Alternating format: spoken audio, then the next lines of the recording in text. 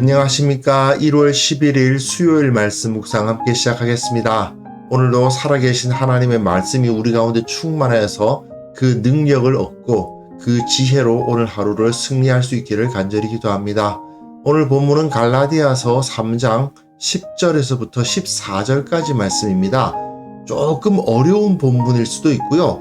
논리적으로 성경을 가지고 논증하는 부분이다 보니까 좀 지루하다는 느낌이 들 수도 있는데 본문 자체는 그렇게 길지 않고 이 본문을 묵상하면서 우리가 성경적으로 살아간다고 하는데 과연 성경적으로 살아간다는 것이 어떤 모습일까를 생각해보는 시간이 될 수 있을 것 같습니다. 그럼 먼저 말씀을 보시겠습니다. 무릇 율법 행위에 속한 자들은 저주 아래 있나니 기록된 바 누구든지 율법책에 기록된 대로 모든 일을 항상 행하지 아니하는 자는 저주 아래 있는 자라 하였습니다. 또 하나님 앞에서 아무도 율법으로 말미암아 의롭게 되지 못할 것이 분명하니 이는 의인은 믿음으로 살리라 하였습니다. 율법은 믿음에서 난 것이 아니니 율법을 행하는 자는 그 가운데서 살리라 하였느니라. 그리스도께서 우리를 위하여 저주를 받은 바 되사 율법의 저주에서 우리를 속량하셨으니 기록된 바 나무에 달린 자마다 저주 아래 있는 자라 하였습니다. 이는 그리스도 예수 안에서 아브라함의 복이 이방인에게 미치게 하고 또 우리로 하여금 믿음으로 말미암아 성령의 약속을 받게 하려 함이라. 네, 말씀 좀 어려울 수도 있는데요. 우리는 지금 바울의 로고스 부분을 읽어가고 있습니다. 앞에서는 내가 이러한 말을 할 수 있는 자격이 있다라는 사실을 밝히는 에토스 부분을 다루었고 이제 3장과 4장 앞부분까지가 로고스를 다루는 부분인데요. 상당히 논리적으로 이야기를 하죠. 어제 본문에서는 경험에 대한 논증이 이루어졌고 그리고 아브라함의 칭의 사건, 성경으로 들어갔는데 어제 본문의 이 6절부터 14절까지 성경 내용이 계속 다루어지면서 말씀을 가지고 논증을 해 나가는 것을 볼 수가 있습니다. 그런데 여기서 우리는요, 상당히 좀 역설적이다 하는 느낌을 받게 됩니다.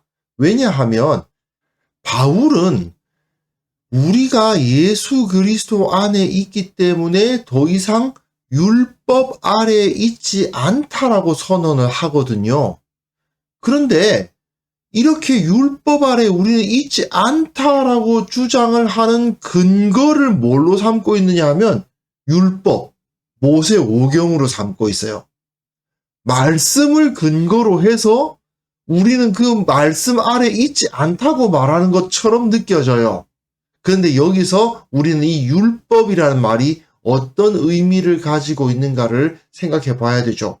저는 계속해서 우리가 말씀에 근거하여 신앙생활을 해야 된다고 강조하고 있습니다만은 말씀에 근거하여 신앙생활을 한다는 것이 정확하게 어떤 의미를 가지고 있는가 하는 것을 여기서 생각하게 되는 겁니다. 지금 바울은 율법의 내용을 가지고 우리는 율법 아래 있지 않다라고 주장해요. 이 묘한 상황이 바로 우리가 말씀을 대해야 하는 원리 원칙을 보여줍니다. 바울은 성경을 인용하면서 설명하면서도 그것을 그 기록된 대로 그대로 지켜야 되는 하나의 매뉴얼로 보지 않습니다. 이게 중요해요. 이것은 이렇게 해야 되고 이것은 이렇게 해야 된다라는 규정으로 보지 않아요. 오히려 하나님께서 자기 백성을 이끌어 가신 역사이고 그 당시의 그 기록된 당시의 백성들에게 주신 하나님의 메시지라고 이해를 하고 있는 겁니다. 성경을 이렇게 이해해야만 온전한 모습으로 성경을 받아들일 수가 있는 거예요.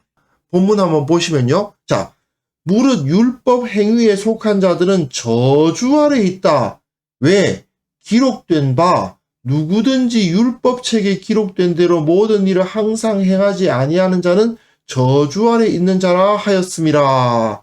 이것이요, 신명기 말씀입니다.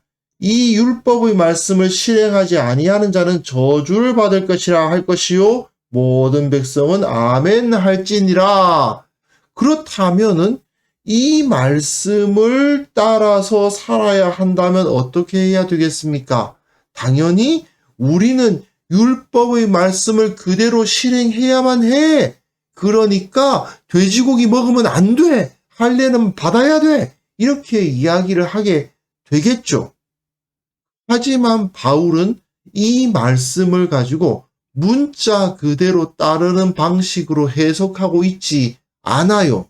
다시 한번 말씀드리지만 이것을 문자 그대로 따라야 한다면 당연히 율법의 말씀을 실행하지 않는 자는 저주를 받을 수밖에 없어. 그러니까 우리는 이 말씀을 그대로 실행해야 돼 라고 해석을 할 겁니다. 그래서 바울의 대적들, 율법주의자들도 마찬가지로 그렇게 이야기를 한 거예요. 와, 율법 체계는 이것을 다 행하지 않는 자는 저주를 받는다 그랬어. 그러니까 이걸 다 행해야 돼 라고 말한단 말이죠. 하지만 바울은 그들과는 다르게 접근합니다. 그렇게 있는 사람들은 저주 아래에 있을 수밖에 없다. 왜요? 그 율법을 아무도 지킬 수 없기 때문이다 라고 이야기를 하는 거죠. 하나님 앞에서 아무도 율법으로 말미암아 의롭게 되지 못할 것이다. 그 율법 우리가 다 지킬 수 있었더냐 하는 것이죠. 바울은 이스라엘과 유다의 역사를 꿰뚫고 있는 것입니다. 이스라엘과 유다의 그 역사 가운데에서 율법 책에 기록된 대로 모든 일을 행하지 아니하는 자는 저주 아래 있다 했는데 그 저주가 그 조상들에게 임한 거 아닙니까? 자신들의 역사 가운데 하나님의 저주가 임했다라는 것을 선언하는 거죠. 율법의 말씀을 실행하지 않는 자는 저주를 받는다? 그렇다. 의인은 없나니 한 명도 없어서 이 율법에 의해서 저주를 받지 않을 자가 없다. 이렇게 이야기하는 겁니다.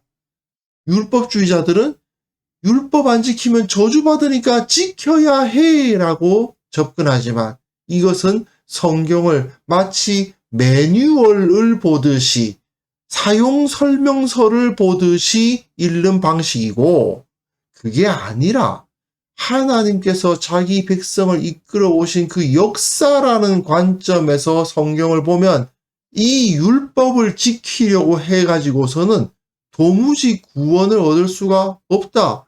마치 헤엄을 쳐서 저 태평양을 건너면 미국에 도달할 수 있다라는 이야기를 하는 거하고 똑같다. 물론 헤엄쳐서 태평양을 건너면 미국에 갈 수 있겠지. 그러나 헤엄쳐서 누가 태평양을 건널 수 있느냐? 이것은 가능한 이야기가 아니다라는 것을 보여주는 거죠. 그러면서 바울은 하박국을 인용하고 있죠. 이는 의인은 믿음으로 살리라. 하박국 2장 4절에 보면 보라 그의 마음은 교만하여 그 속에서 정직하지 못하나. 사람은 정직하지 못하다. 다만 의인은 그의 믿음으로 말미암아 살리라. 율법을 하나하나 다 지킴으로 말미암아 살아가는 것이 아니고 믿음으로 말미암아 의인은 살아가게 된다. 믿음이 곧 그를 의인으로 만들어주는 조건이 된다라는 것을 보여주는 것이죠. 이렇게 성경을 해석하는 방식이 다릅니다. 우리 그리스도인들은 신약 시대에 속한 사람들 아닙니까? 그렇기 때문에 성경을 바라볼 때에 이들 율법주의자들처럼 성경을 해석해서는 안 되는 거예요. 이 성경 말씀, 이 구절이 어떤 위치에 있고 이 구절이 어떤 중요성을 가지고 있는가 이런 것을 파악하면서 이것을 읽어야만 됩니다. 그러다 보니까 제가 성경 해석할 때 자꾸 이런 거 보여드리잖아요. 갈라디아서가 이런 구조를 가지고 있고 이러한 위치에서 이 말씀이 주어진다고 자꾸 앞에서 했던 말 또 하는 것 같고 했던 말 또 하는 것 같고 그거 안 해도 되지 않냐 소리를 제가 자주 듣거든요. 하지만 제가 이런 이야기를 왜 하느냐? 말씀이 우리에게 살아 역사하기 위해서는 이 말씀이 도대체 어떤 문맥에서 주어졌는가를 따지지 않으면 안 되는 겁니다. 바울은 정확하게 그 문맥을 알고 있는 거예요. 신명기에서 자기 조상들이 이 말씀을 받았지만 결국 어떻게 됐다? 실패했다. 북이스라엘은 망해서 흩어졌고 남유다도 바벨론에 의해서 망해서 끌려가고, 그리고 지금 있는 저 성전 봐라. 헤롯이 만들어줬다고 하는 저 성전에서 어떤 행악이 이루어지고 있느냐? 저기서 그리스도를 죽이지 않더냐? 그 모든 것을 보여주면서 아무도 율법으로 말미암아 의롭게 되지 못한다라는 결론을 내리고 있는 거죠. 이 신명기 말씀이 가지고 있는 그 배후의 의미를 정확하게 파악해내고 있는 것입니다. 그 다음 본문 보시면요. 율법은 믿음에서 난 것이 아니다. 율법을 행하는 자는 그 가운데서 살리라 하였느니라. 율법을 행하는 자는 그 가운데서 살리라. 너희는 내 규례와 법도를 지키라. 사람이 이를 행하면 그로 말미암아 살리라. 이것을 행하면 그로 말미암아 살리라. 네, 율법을 다 행할 수 있으면 살 수도 있겠죠. 그러나 그것은 마치 헤엄쳐서 저기 미국까지, 저 LA까지 도달할 수 있으면 미국 갈 수 있겠지라는 말과 똑같은 이야기라는 것입니다. 그래서 바울은 이 이야기를 하는 거예요. 그리스도께서 우리를 위하여 저주를 받은 바 되사 율법의 저주에서 우리를 속량하셨다. 헤엄쳐서 그 태평양을 건너가는 것이 아니라 배를 타고 또는 비행기를 타고 갈 수 있는 길이 놓였다. 그게 무엇입니까? 그리스도께서 우리를 위하여 대신 저주를 받아주셨다. 그 율법의 저주를 그리스도께서 받아주셔서 율법의 저주에서 우리를 속량하셨다. 기록된 바 나무에 달린 자마다 저주 아래 있는 자라 하였음이라. 신명기 21장의 내용을 그대로 설명하고 있죠. 나무에 달린 자는 하나님께 저주를 받았음이니라. 예수님께서 우리를 위해서 율법의 저주를 친히 담당해 주셨다. 그러므로 우리는 어떤 방법으로 하나님 앞에 의로운 자가 될 수 있습니까? 예수 그리스도를 믿음으로, 예수 그리스도와 성령으로 연합함으로. 예수님께서 그 율법이 정한 저주를 다 받으셨는데 우리도 그 저주를 받은 것으로 여겨짐으로써 하나님 앞에 의로운 자가 될 수 있다는 거죠. 결국 바울의 논증을 쉽게 풀어서 말하자면 이런 겁니다. 지금 저 율법주의자들, 예루살렘에서 왔다는 자들이 이방인 성도들인 당신들더러 율법 지키라고 가르쳤다고 하는데, 그 율법 우리 유대인들도 못 지켜가지고 그것 때문에 예수님께서 십자가를 지신 겁니다. 도대체 자기들도 못 지킨 율법을 가지고 왜 유대인도 아닌 당신들에게 지키라고 한다는 겁니까? 저들 율법주의자들의 주장은 결국 자기네들도 성공하지 못했던 것을 당신들더러 성공해보라고 요구하면서 이 방식만이 구원의 길이라고 주장하는 것과 똑같습니다. 그래서 14절 보시면 이는 그리스도 예수 안에서 아브라함의 복이 이방인에게 미치게 하고, 이건 어제 본문에서 말씀드렸죠. 땅의 모든 족속이 너로 말미암아 복을 얻을 것이라, 그 말씀과 같은 것인데 그 복이 미치게 하고 우리로 하여금 믿음으로 말미암아 성령의 약속을 받게 하려 합니다. 아브라함이 여호와를 믿으니 여호와께서 이를 그의 의로 여기셨다라는 말씀이 여기서 적용되는 것이다 라고 이야기를 합니다. 결국 이 세 번째 논증을 통해서 바울은 굉장히 신학적이지만 아주 실제적인 율법을 가지고 우리가 율법 밑에 있어서는 안 된다는 논증을 해내고 있는 거죠. 결국 이방인인 갈라디아 교인들은 율법이 아니라 예수 그리스도 안에서 아브라함의 복을 누려야 한다. 굳이 이방인들이 유대인들도 실패한 그 길로 열심히 따라가서 또 다시 실패의 역사를 반복해야 될 필요는 없는 것이다. 이방인들에게 율법을 따르라고 말하는 것은 십자가를 부정하는 행위나 다름이 없다. 비행기가 저기에 준비되어 있는데 헤엄쳐서 건너라고 이야기하는 것과 똑같다. 그런 저주를 퍼붓고 있는 것입니다. 자, 여기서 우리가 바울의 성경 해석에 대해서 꼭 배워야 됩니다.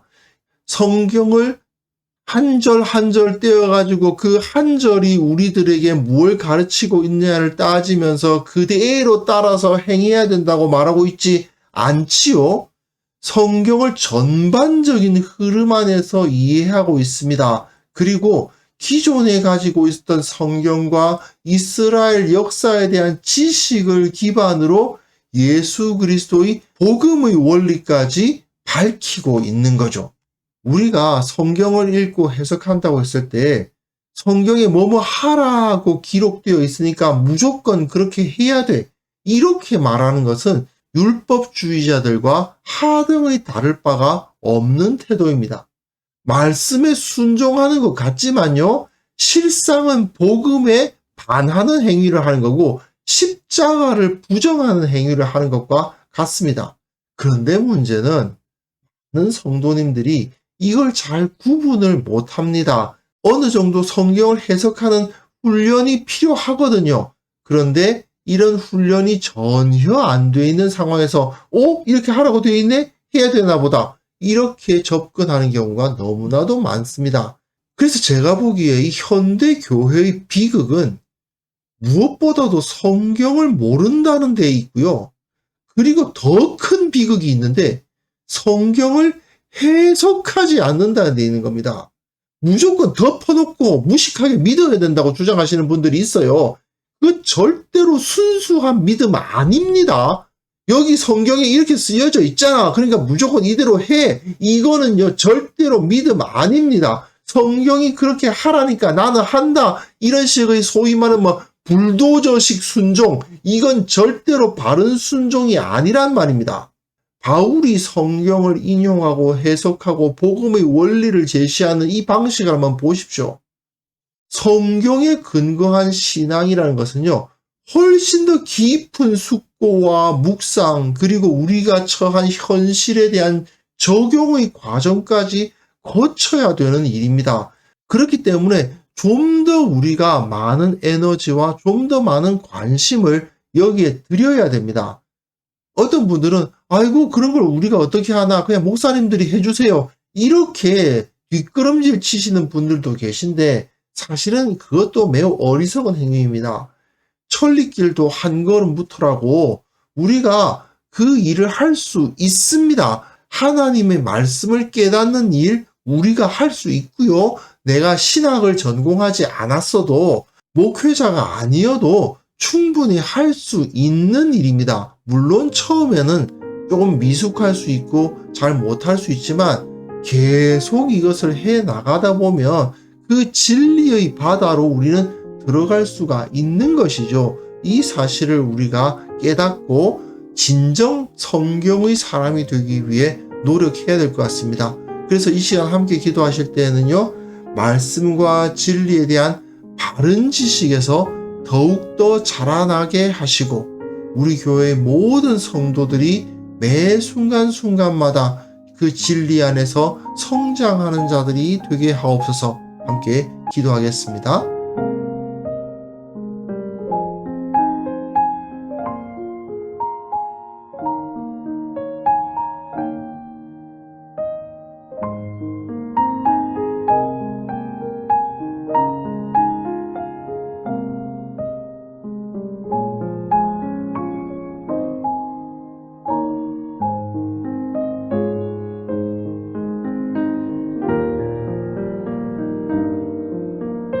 하나님 아버지, 우리로 하여금 말씀과 진리에 대한 바른 지식을 갖게 하시고 그 진리 안에서 더욱더 자라갈 수 있도록 도와주옵소서. 매 순간 주님을 알고자 노력하는 자들이 되게 하여 주옵소서. 지식이 쌓이고 지혜를 갖게 됨으로 통해서 주님 앞에 기뻐하며 감사하는 자들이 되게 하여 주시고, 진리 안에서 우리 교회가 성장하는 것을 목도하게 하여 주시기를 원하옵고 바랍니다.